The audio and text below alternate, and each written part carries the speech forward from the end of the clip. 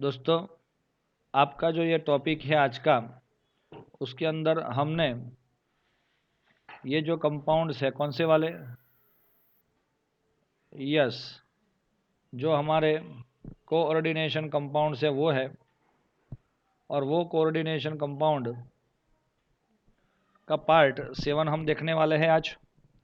दोस्तों, उसके अंदर हम सबको पता है कि लास्ट वीडियो के अंदर हमने क्या देखा था। हाँ, यस, आइसोमेरिज्म मेरे ख्याल से देखा था हमने, वो ये है। और उसके बाद ऑप्टिकल आइसोमेरिज्म ख़त्म हो जाने के बाद ये लिंकेज आइसोमेरिज्म, और एक था आपका कोऑर्डिनेशन एंड आयोनाइजेशन, ये सब देख लिया था हमने लास्ट वीडियो के अंदर। एंड सॉल्वेट आयोनाइजेशन आयो आइसोमेरिज्म भी हमने देखा था। फाइनली अब हम जा रहे हैं टॉपिक 9.5 में, जो बहुत इम्पोर्टेंट टॉपिक था। उसके अंदर सबसे पहले bonding in a coordination compound, ये एक इम्पोर्टेंट टॉपिक है जो सीधा 2 मार्क्स तक आ सकता है। पहला वाला, Werner was the first to describe, Werner को तो जानते हो ना, कॉम्प्लेक्स कंपाउंड का जो फादर है वो कौन है, वर्नर। और वर्नर के according bonding feature in the coordination compounds, but his theory could not answer basic question like 1. Why only certain elements possess the remarkable property of forming coordination compound। भाई ऐसा क्यों है कि कुछ सर्टेन कंपाउंड ही ये property है। Why the bonds in coordination compound है directional property, ये भी एक ध्यान में रखना है भाई, इनके पास डायरेक्शनल प्रॉपर्टी क्यों है। Number 3, why coordination compounds have characteristic magnetic property and optical property, जैसे मैग्नेटिक में पैरामैग्नेटिक और डायामैग्नेटिक, और ऑप्टिकल में रोटेशन ऑफ लाइट, ऐसी प्रॉपर्टी कंपाउंड के पास क्यों होती है भाई, ये भी एक पूछा है आपको। तो दोस्तों, ये जो चीज़ हम देखने जा रहे हैं वहाँ पे ये 3 बातें जो है उसका आंसर वर्नर की जो थियरी है वो नहीं दे सकती। Many approaches have been put forth explanation of nature of bonding coordination compound via VB theory, ये नाम सुना है कभी आपने, वीबी थियरी। दूसरा है CFT crystal build theory, LFT ligand field theory, and MOT molecular orbital theory. दोस्तों, समझ में आया? यस। अब हमारा जो टॉपिक है आज का, उसके अंदर हम जा रहे हैं आगे कि भाई सबसे पहले we shall focus our attention on elementary treatment of the application of VBT and CFT to coordination compound. चलो दोस्तों, अब हम वीबी थियरी के अकॉर्डिंग मॉलिक्यूल का जो है हाइब्रिडाइजेशन समझेंगे। अगर हाइब्रिडाइजेशन फिक्स हो गया तो उसका जियोमेट्रिकल शेप मतलब क्या, यस, जियोमेट्रिकल शेप का मतलब क्या होता है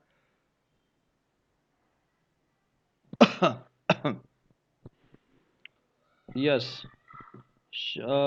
टेट्राहेड्रल ऑक्टाहेड्रल जो दिख रहा है वो, अगर sp3 है, मैं बताता हूँ, हमने ऑलरेडी देख लिया है, ml4 टाइप का कॉम्प्लेक्स है और sp3 हाइब्रिडाइजेशन है टेट्राहेड्रल, और dsp2 है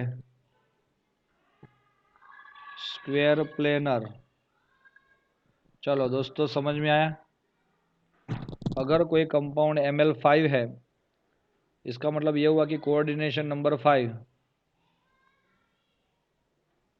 Ml4 के अंदर कोऑर्डिनेशन नंबर कितना? 4। It also gets sp3d, trigonal bipyramidal and Ml6। तो Ml6 क्या होगा? यस, दो both are sp3d2 and d2sp3, both are octahedral। Both are octahedral. समझ में आया दोस्तों?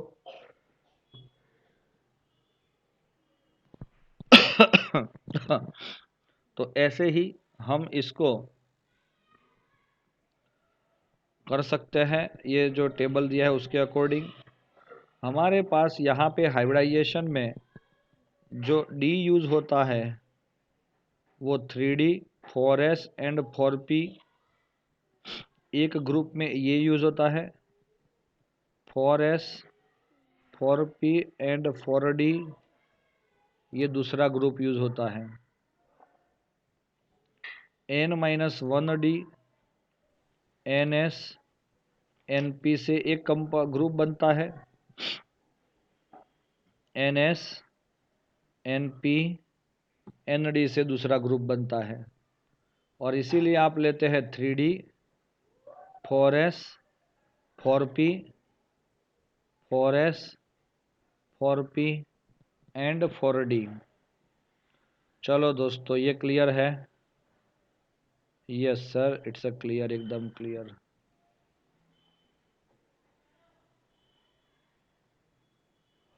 हमारे कुछ यहाँ पे मॉलिक्यूल्स हमें दिखाई दे रहे हैं, लेकिन मैं सोच रहा हूँ कि पहले से ही मैं आपको उसके अकॉर्डिंग कैसे अंडरस्टैंड करना है वो समझा देता हूँ। दोस्तों, मैं सबसे पहले ये दिखा देना चाहता हूँ स्ट्रॉन्ग लिगेंड्स कौन से हैं। NH3, CN and CO। चलो, ये दो हैं। ये तीन अगर लिगेंड है तो आपका लिगेंड जो है वो स्ट्रॉन्ग है। तो स्ट्रॉन्ग लिगेंड तो स्टेबल,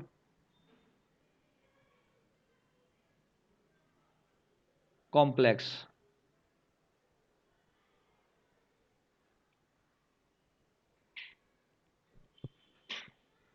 वीक लिगेंड अदर्स तो लेस स्टेबल, कॉम्प्लेक्स फॉर्म करता है।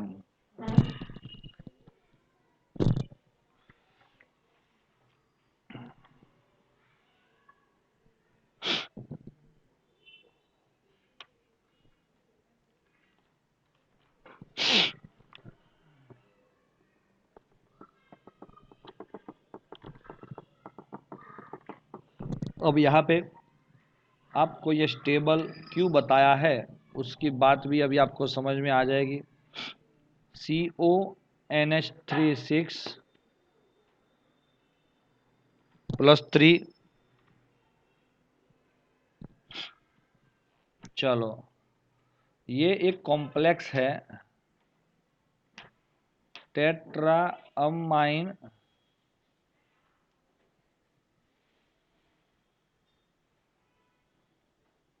टेट्रा थोड़ी आएगा, हेक्सा अमाइन कोबाल्ट 3 आयन। तो चलो दोस्तों, इसका सेंट्रल एटम मेटल कौन है? कोबाल्ट है। इलेक्ट्रॉनिक कॉन्फ़िगरेशन क्या हो जाएगी इसकी? इसका एटॉमिक नंबर फे का 26 हो जाएगा, और कोबाल्ट हैज़ 27 एटॉमिक नंबर। अगर हम इसका इलेक्ट्रॉनिक कन्फिगरेशन ड्रॉ करते हैं,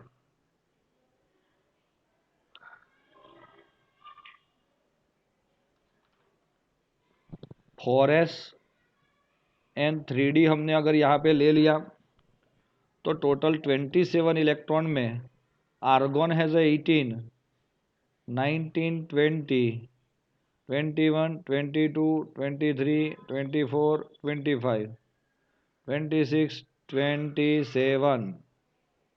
अब दोस्तों यहाँ पे आपका इलेक्ट्रॉनिक कन्फिगरेशन में से CO+3 होने वाला है, मतलब 3 इलेक्ट्रॉन क्या होंगे,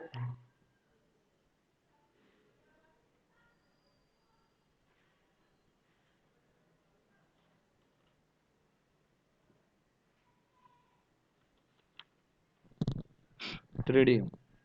तो अगर +2 हो रहा है तो ये दोनों पहले जाएंगे, और +3 हो रहा है तो लास्ट इलेक्ट्रॉन जो फिल हुआ है वो निकलेगा। तो आपका इलेक्ट्रॉनिक कन्फिगरेशन, चलो ऐसा हो गया। भाई समझ में आ रहा है? आपका इलेक्ट्रॉनिक कन्फिगरेशन कैसा हो गया, ऐसा हो गया। दूसरी चीज़ कि भाई यहाँ पे ऐसे इलेक्ट्रॉनिक कन्फिगरेशन आ जाने से आपको इतना तो पता चल गया कि कोबाल्ट के अंदर इतने इलेक्ट्रॉन्स होते हैं। CO NH3+6,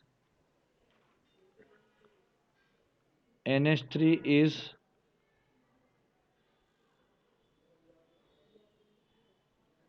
स्ट्रॉन्ग लिगेंड, और अमोनिया अगर स्ट्रॉन्ग लिगेंड है तो वो क्या करता है, it make electron paired in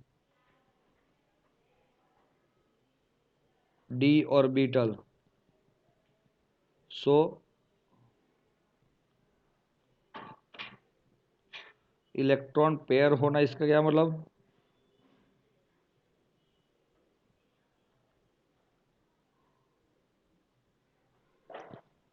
three D and 4s।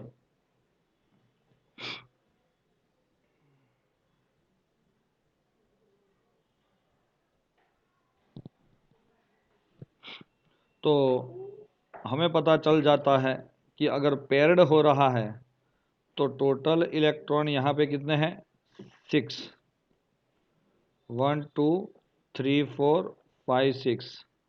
तो इसका इलेक्ट्रॉनिक कन्फिगरेशन हमें ऐसा मिल जाता है। मिल गया? यस।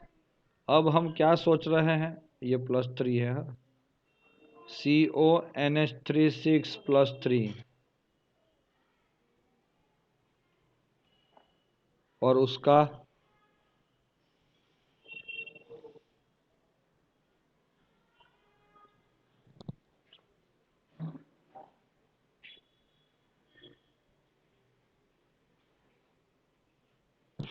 चलो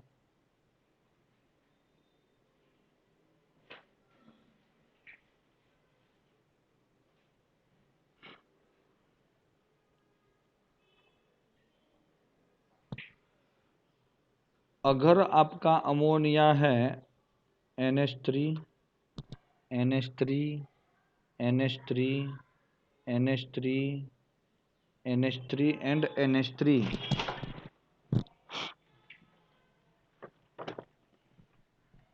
रेडी? तो उसने अपना इलेक्ट्रॉन पेयर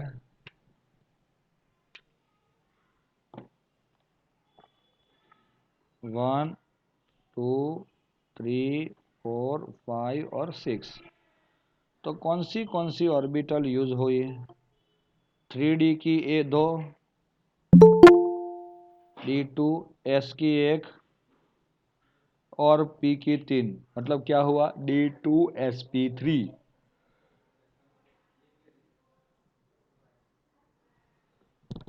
ओके, तो ये हाइब्रिडाइजेशन मिला दोस्तों।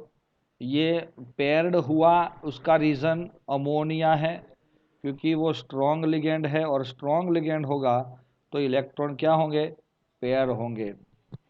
आज जो फ्रेंड्स इसमें है नहीं लेक्चर में, लेकिन ये बहुत वेरी वेरी आईएमपी मेथड है, थियरम तो कोई भी आ सकता है, इसमें आएगा। दूसरा, डायामैग्नेटिक,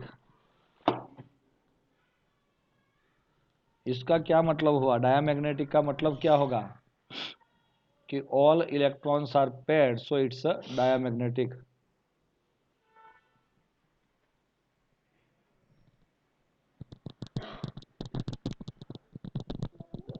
चलो, और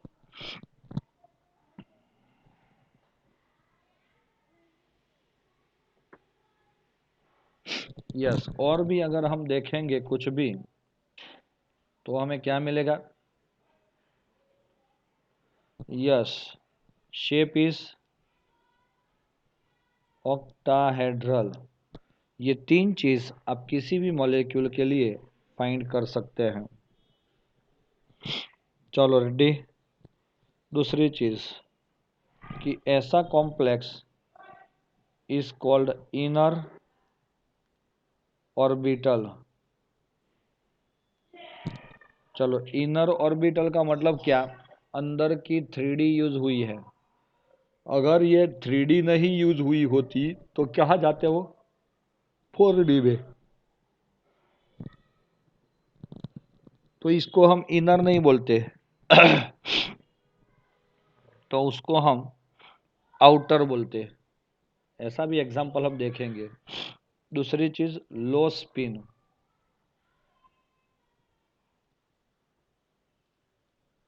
चलो, ये लो स्पिन क्या होता है, लो स्पिन मतलब देखा, ऊपर और नीचे दोनों साइड पे स्पिन होना चाहिए।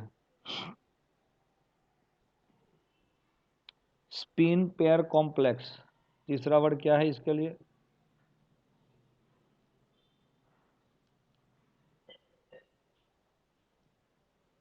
Spin pair complex. तो ये भी मिल सकता है दोस्तों हमें, समझ में आया, वेरी गुड। तो ये हो गया आपका कौन सा मॉलिक्यूल, ये 1 नंबर का मॉलिक्यूल हो गया। यही मॉलिक्यूल मैं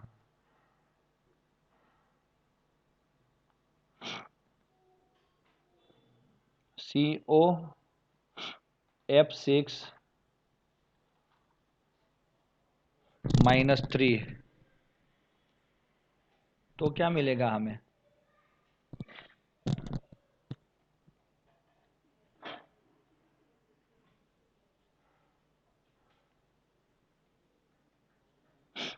तो दोस्तों सिमिलर जो उसमें लिखा था हमने, कोबाल्ट +3 का इलेक्ट्रॉनिक कॉन्फ़िगरेशन बिल्कुल यही था।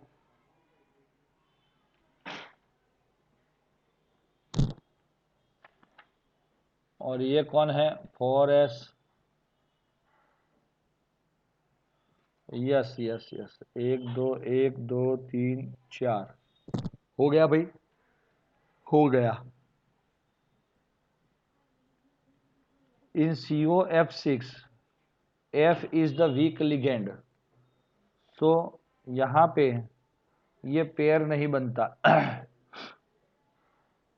और पेयर नहीं बनता तो क्या बनता है, अनपेयर बच जाता है। और इसीलिए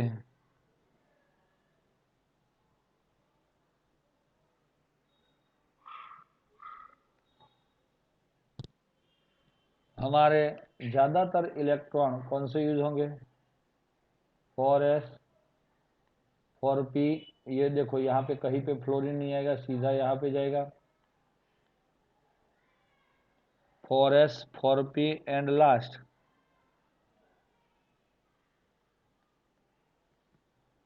चलो, तो अब क्या हुआ, ये फ्लोरीन ने अपने इलेक्ट्रॉन पेयर इसको दिए,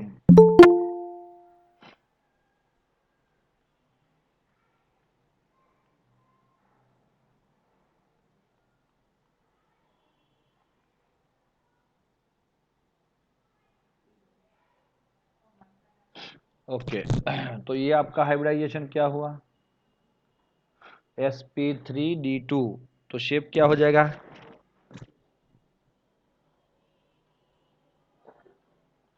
octahedral,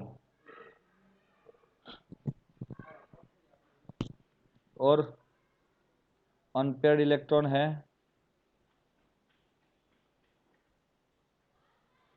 paramagnetic.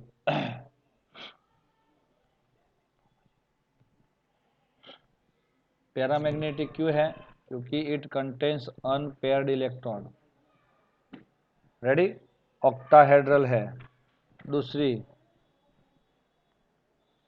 High spin complex. चलो समझ में आया, यस। आउटर ऑर्बिटल, आउटर क्यों लिखा,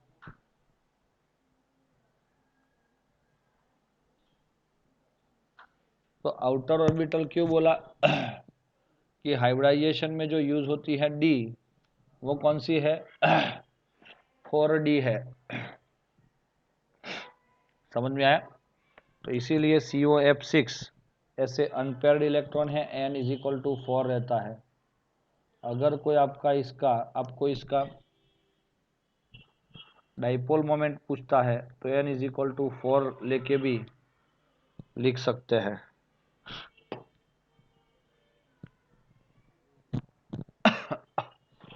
चलो और देख रहे हैं हम दूसरा molecule,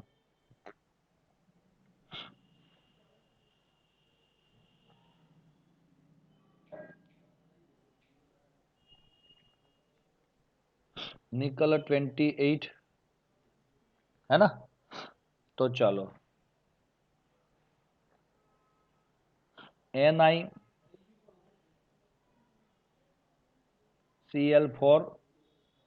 -2, in this complex Ni plus 2 is formed। Ni28 क्या हो जाएगा, Ni28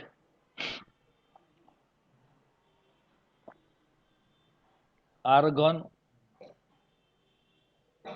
3d 4s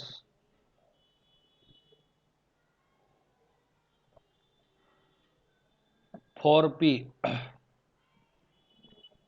ready, 1 2 19 20 21 22 23 24 25 26 27 and 28। दोस्तों अब हमारा हो रहा है Ni+2। तो देखो दोस्तों,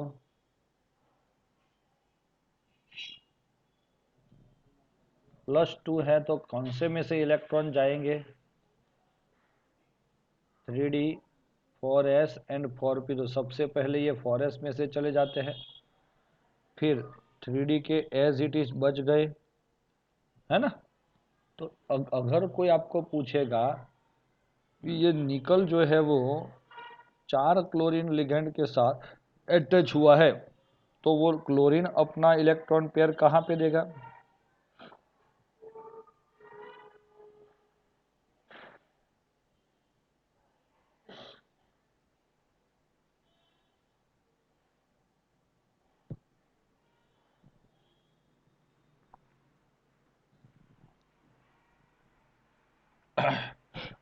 तो दोस्तों ये पेयर बनेगा, उर्मिक ये पेयर बनेगा क्या,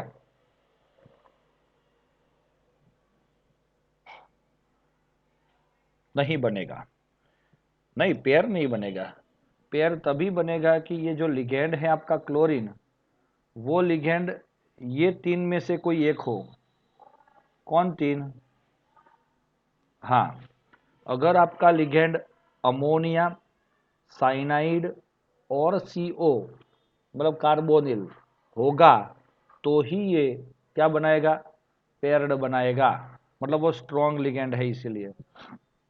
लेकिन यहाँ पे ये जो लिगेंड है आपका क्लोरीन, वो तो तीनों में से नहीं है, मतलब वीक है, तो एज इट इज जैसा दिख रहा है वैसा ही वो रहेगा। और इसीलिए आपका Cl जो है वो अपना इलेक्ट्रॉन पेयर, ये बची हुई 3D में तो एक भी खाली नहीं है, 4s एंड 4p, तो अपने 4 इलेक्ट्रॉन पेयर, 4 क्लोरीन परमाणु, 4 1 of 4s and 3 of 4p में ऐड करके हाइब्रिडाइजेशन कौन सा देगा? sp3। टेट्राहेड्रल शेप होगा इसका, क्या होगा? Tetrahedral shape.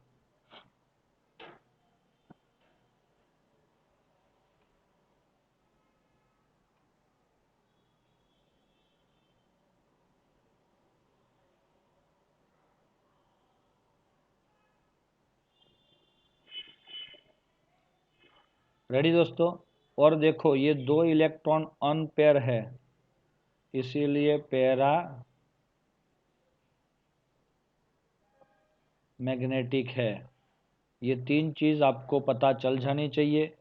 एक नया कॉम्प्लेक्स मैं दे रहा हूं आपको, NiCN4-2। तो दोस्तों फर्क क्या हुआ? Ni+2 ही मिला मुझे, है ना, लेकिन यहाँ पे Cn है और वहाँ पे Cl था। तो दोस्तों आपको पता चल गया अब क्या होगा। इलेक्ट्रॉन पेयर जो था, इलेक्ट्रॉन थे D के अंदर, वो सब लोग क्या होंगे? पेयर्ड होंगे। 1 2 3 4 5 6 7 8। तो ये हो गया 3D, 4s एंड 4p। तो दोस्तों आपका Cn अपना इलेक्ट्रॉन पेयर यहाँ पे दे सकता है, 1 2 3 4, क्योंकि 4 ही Cn है ना। तो इसका हाइब्रिडाइजेशन क्या हुआ? DsP2 शेप हो जाएगा टेट्राहेड्रल, और तीसरा जो है वो डायामैग्नेटिक बनेगा।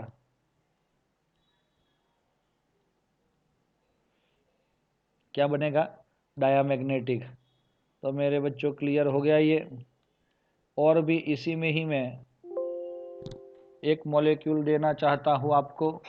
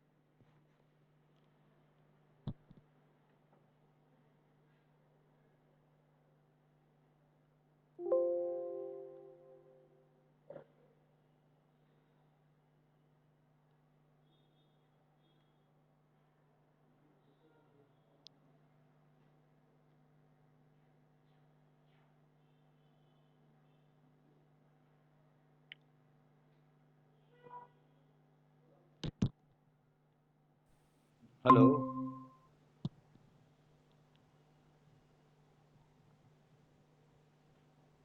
हेलो।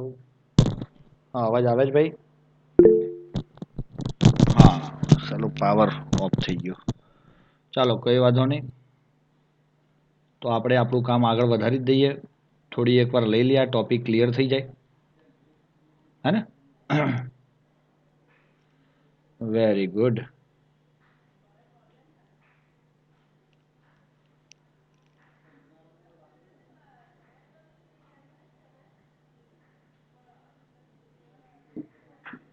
चलो, तो અહીંયા ऐसे ही हम देख रहे थे कि ये तो हमें मिल गया है नंबर 1,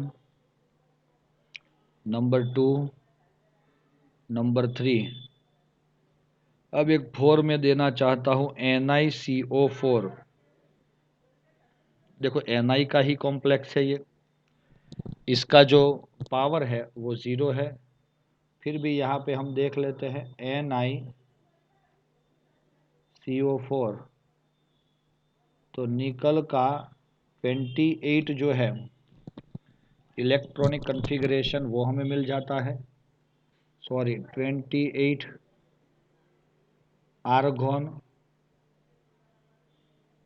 3D, उसके बाद 4s and 4p.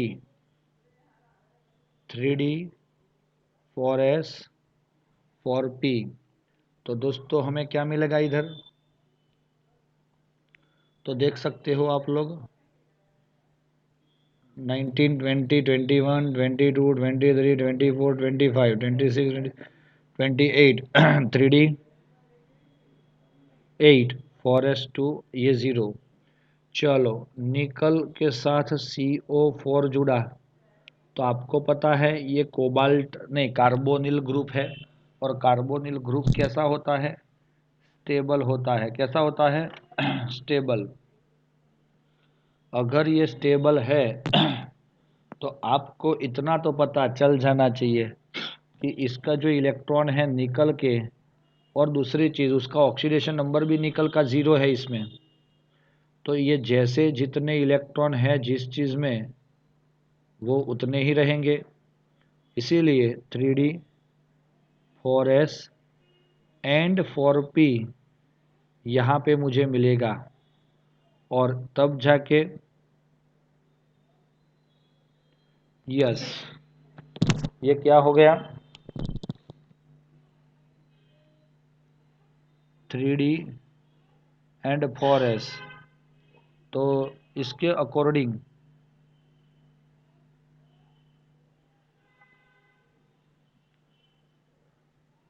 Total electron total 1 2 3 4 5 6 7 8 9 10 हो जाएंगे.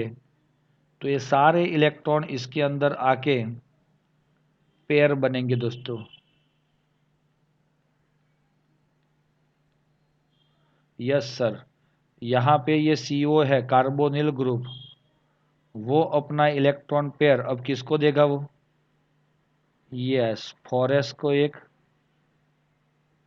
और 4p को 3. ऐसे कौन सा हाइब्रिडाइजेशन हुआ? sp3 हाइब्रिडाइजेशन हमें मिलेगा. दूसरा ये sp3 हाइब्रिडाइजेशन हुआ और उसका शेप कैसा होगा? टेट्राहेड्रल होगा. दूसरा सब इलेक्ट्रॉन पेयर है डायामैग्नेटिक. ऐसा कि कोई भी कॉम्प्लेक्स अगर आपके सामने आए तो आप क्या कर सकते हो? ऐसे इलेक्ट्रॉनिक कन्फिग्रेशन को ड्रॉ करके उसके अंदर लिगेंड के इलेक्ट्रॉन डाल के आप उसका shape, hybridization and magnetic property find कर सकते हो. ये क्लियर है दोस्तों?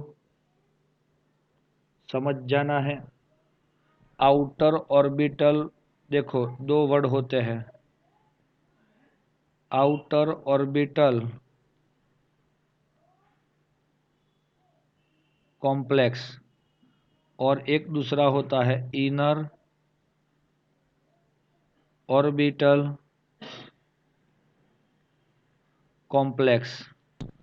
चलो, आउटर ऑर्बिटल कॉम्प्लेक्स क्या होता है? जिसका हाइब्रिडाइजेशन sp3d2 होगा, मतलब जो ये d है वो 4d होगी, और वो 4d वो बाहर की d है, इसीलिए उसको आउटर ऑर्बिटल वाला कॉम्प्लेक्स किया। d2sp3 में ये जो d मिली वो 3d होगी और वो इनर होगी, इसीलिए इसको क्या बोलते हैं हम? इनर ऑर्बिटल कॉम्प्लेक्स बोलते हैं।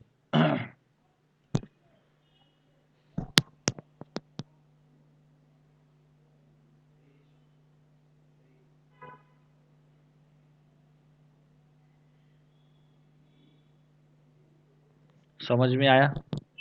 दूसरी चीज कि अगर आपके स्ट्रॉन्ग लिगेंड है, जैसे कि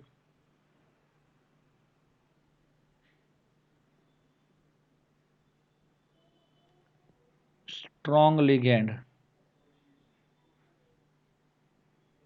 CONH3CN, तो ये CONH3 और CN जो है उसको क्या बोलोगे आप लोग? स्ट्रॉन्ग लिगेंड है, तो इलेक्ट्रॉन को पेयर करेंगे।